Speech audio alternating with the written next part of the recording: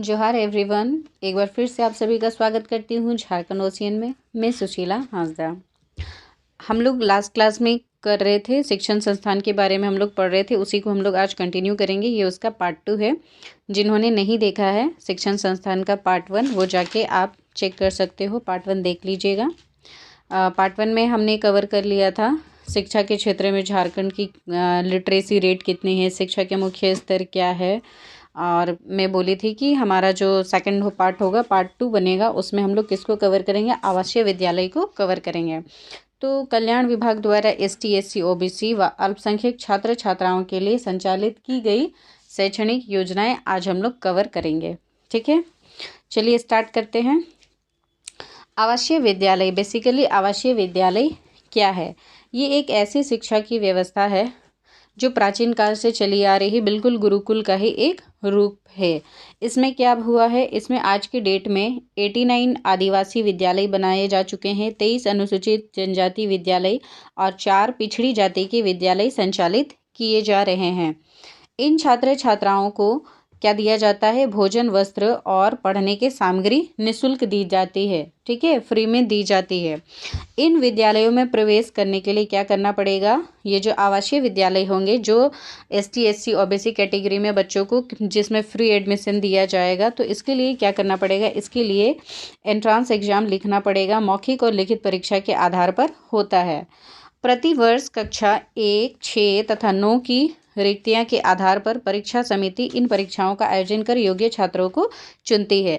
जिस भी किसी छात्र या छात्रों को एडमिशन लेना है तो क्या है, ये साल में प्रति वर्ष क्या करती है? कक्षा 1 में, कक्षा 6 में और कक्षा 9 में एडमिशन लेती है। ठीक है, किस बेसिस पे एडमिशन लेती है?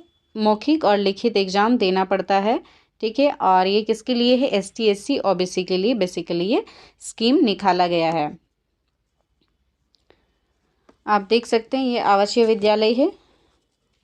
इस आवासीय विद्यालय में पढ़ने वाले अनुसूचित जाति, जनजाति और पिछड़े वर्गों के छात्र छात्राओं को निःशुल्क शिक्षा के साथ साथ सभी आवासीय सुविधा भी उपलब्ध कराई जाती है। विद्यालयों की देखरेख के लिए, प्रबंधन मैनेजमेंट आवश्यकता के लिए राज्य सरकार प्रतिवर्ष क्या करती है? स्कूल को सुचारू रूप से संचालित करने के लिए राज्य सरकार के द्वारा धन का आवंटन किया जाता है। आवासीय विद्यालय की स्थापना योजना के तहत जो है क्या किया गया है? नेतरहाट आवासीय विद्यालय एवं इंदिरा गांधी आवासीय विद्यालय की तरह ही दक्षिणी छोटा नागपुर प्रमंडल, कोल्हान प्रमंडल एवं संथाल परगना प्रमंडल में नई आवासीय विद्यालय की स्थापना की जा रही है। राज्य में शिक्षकों को ट्रेनिंग देने के लिए क्या किया गया है? कोल्हान एवं पलामू प्रमंडल में एक सरकारी BEd कॉलेज की स्थापना की जाएगी, ताकि क्या किया जाए? ताकि टीचर लोग को अच्छी तरीके से ट्रेनिंग करके आवासीय विद्यालय में भेजा जा सके। ठीक है, तो फिर कहाँ पर ये ट्रेनिंग BEd कॉलेज की स्थापना की जा रही है? कोल्हान एवं पलामू में। ठीक है, इस तथ्य को हम लोग ध्यान रखेंगे। अब हम लोग जानेंगे साथी परियोजना। साथी परियोजना क्या है? सबसे पहले तो इसकी फुल फॉर्म हम लोग याद रखेंगे, sustainable action for transforming human capital education. क्या है इसकी full form? Sustainable action for transforming human capital education. यह परियोजना नीति आयोग के द्वारा चलाई जाती है। प्रत्येक 2 वर्ष के लिए ये चलाई गई है। ठीक है, किसके द्वारा? साथी परियोजना किसके द्वारा चलाई गई है? साथी परियोजना नीति आयोग के द्वारा एसोसिएटेड है। इस बात को हम लोग ध्यान रखेंगे। यह मुख्य रूप से बच्चों को सीखने की प्रक्रिया पर केंद्रित है कि बच्चों को किस तरीके से सिखाया जाए, इस पर फोकस्ड ये परियोजना लाई गई है। इस परियोजना को 2017 में लॉन्च किया गया है और इस योजना के तहत नीति आयोग ने क्या किए हैं? 3 राज्यों को चयनित किया है। वो 3 राज्य कौन कौन से हैं? वो 3 राज्य है झारखंड, MP और उड़ीसा। ठीक है, साथी परियोजना कब लॉन्च किया गया है? साथी परियोजना 2017 में लॉन्च किया गया है। किसके द्वारा लॉन्च किया गया है? नीति आयोग के द्वारा लॉन्च किया गया है। कितने वर्षों के लिए? 2 वर्षों के लिए लॉन्च किया गया है। और नीति आयोग ने कितने राज्यों को इसके लिए, इस परियोजना के लिए चयनित किया है? तो वो केवल 3 राज्य है। कौन कौन से? झारखंड, मध्य प्रदेश और उड़ीसा। अब हम लोग जानेंगे आवासीय विद्यालय में ही क्या है हमारा? पहाड़िया दीवा कालीन विद्यालय। ठीक है, राज्य में यह योजना पहाड़िया जनजाति के छात्र छात्राओं को ध्यान में रखकर कल्याण विभाग द्वारा 32 स्थान पर चलाई जा रही है।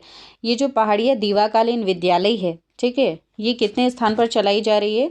ये 32 स्थानों पर चलाई जा रही है। किसके द्वारा? कल्याण विभाग के द्वारा। शुरू में ही हम लोग देखे थे आप मैं एक स्लाइड उसमें ऐड करी हुई थी, उसमें मेंशन क्या है, अभी जो भी हम लोग आवासीय विद्यालय पढ़ रहे हैं वो किसके द्वारा संचालित है, किसके द्वारा एसोसिएटेड है? कल्याण विभाग के द्वारा एसोसिएटेड है।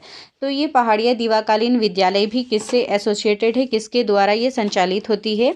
ये कल्याण विभाग के द्वारा चलाई जाती है। और ऐसी पहाड़िया दीवाकालीन विद्यालय राज्य के कितने 32 स्थानों पर चलाई जा रही है। और इसको किस पर ध्यान रखकर बनाया गया है? पहाड़ी जनजाति को ध्यान में रखकर ये बनाया गया है।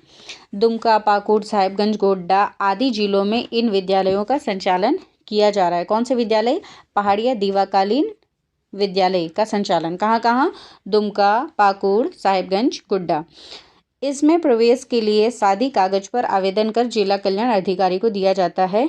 इसे प्रत्येक छात्र छात्रा निःशुल्क भोजन और तो पहाड़िया दीवाकालीन विद्यालय में एडमिशन पाने के लिए क्या करना पड़ता है? इसमें बहुत ज़्यादा कुछ नहीं करना पड़ता है। इसमें एक प्लेन पेपर में क्या करना पड़ता है? एप्लीकेशन लिखना पड़ता है। और ये एप्लीकेशन किसको देना पड़ता है? जिला अधिकारी को, जिला कल्याण अधिकारी को देना पड़ता है। वो अग्री करते हैं तो फिर एडमिशन हो जाएगा, ठीक है। और इसकी फैसिलिटीज़ यहाँ क्या क्या दिए जाएंगे? तो इसमें छात्र छात्राओं को निःशुल्क भोजन और शिक्षा दी जाएगी, जैसे बाकी आवासीय विद्यालय में दी जा रही थी। अब आइए एकलव्य आदर्श विद्यालय। एकलव्य आदर्श विद्यालय ये जनजातीय बहुल क्षेत्र में गुणवत्ता युक्त शिक्षा प्रदान करने के लिए एकलव्य आदर्श विद्यालय की स्थापना की गई है।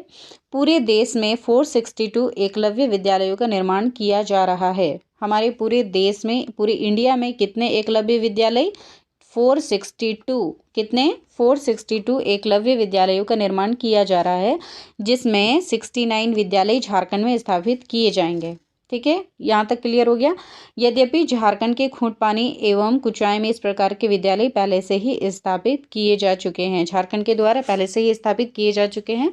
लेकिन इसको कितना बनाना है, टोटल कितना बनाना है? पूरे देश में 462 बनाना है और 69 हमारे स्टेट में ही बनना है, ठीक है। यहाँ तक क्लियर हो गया एकलव्य आदर्श योजना। और ये किसको देखकर किया गया है? जनजातीय बहुल क्षेत्र को, ठीक है। जहाँ पे सबसे ज़्यादा जनजाति पाई जाती है वहाँ पर गुणवत्ता युक्त अच्छी शिक्षा प्रोवाइड करने के लिए ये कार्य किया जा रहा है। अभी हम लोग जानेंगे पुस्तक अधिशेष योजना, ये क्या है और ये किस तरीके से जनजातियों के लिए बेनिफिशियल है। इस योजना के तहत तकनीकी शिक्षा में अध्ययनरत उन छात्रों को आर्थिक सहायता के रूप में पुस्तक उपलब्ध कराई जाती है जो कमजोर वर्ग के छात्र महंगी होने के कारण खरीद नहीं पाते। देखिए, अगर मान लिया हम लोग कोई तकनीकी शिक्षा लेने जाते हैं तो वहाँ की बुक क्या होती है? बुक की जो प्राइस होती है, प्राइस उसकी ज़्यादा रहती है। तो ST SC ओबीसी कैटेगरी वाले लोग, ठीक है, या यूँ बोलिए कि जो लोग गरीबी रेखा से नीचे हैं या गरीबी रेखा में है, गरीबी स्तर पर है, तो वैसे विद्यार्थी बुक को परचेस नहीं कर पाते हैं और जिसके कारण वो लोग क्या हो जाते हैं? पढ़ाई से वंचित हो जाते हैं, ठीक है। ऐसी तकनीकी शिक्षाओं से वंचित हो जाते हैं या उनकी स्कोर कम हो जाती है, तो उसके लिए पुस्तक अधिशेष योजना लाई गई है ताकि क्या करना पड़े? उन्हें बहुत ज़्यादा पैसे देने ना पड़े, कम पैसों में ही कमज़ोर वर्ग को ये महंगी से महंगी पुस्तक ये लोग क्या कर पाए? खरीद पाएँ। मेडिकल, पॉलिटेक्निक, वेटरनरी और एग्रीकल्चर महाविद्यालय में अध्ययन करने वाले प्रति 2 छात्रों पर एक पुस्तक सेट उपलब्ध कराने की योजना है। जो भी मेडिकल, पॉलिटेक्निक, वेटरनरी और एग्रीकल्चर महाविद्यालय में जो पढ़ने वाले बच्चे हैं उनमें पर 2 बच्चों में एक पुस्तक क्या कराया गया है? आरक्षित करवाया गया है। यह सुविधा संस्थाओं के प्रमुख अपने छात्रों की संख्या और आवश्यकता के अनुसार जिला कल्याण अधिकारी द्वारा प्राप्त कर सकते हैं।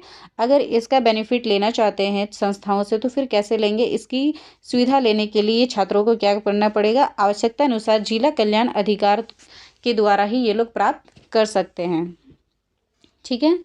तो ये जो जैसे कि हम लोगों ने कौन कौन सी योजना देखा? पुस्तक अधिशेष योजना, एकलव्य आदर्श योजना, फिर आवासीय विद्यालय, पहाड़िया दीवाकालीन विद्यालय, ये सभी बहुत ज़्यादा ज़रूरी थे।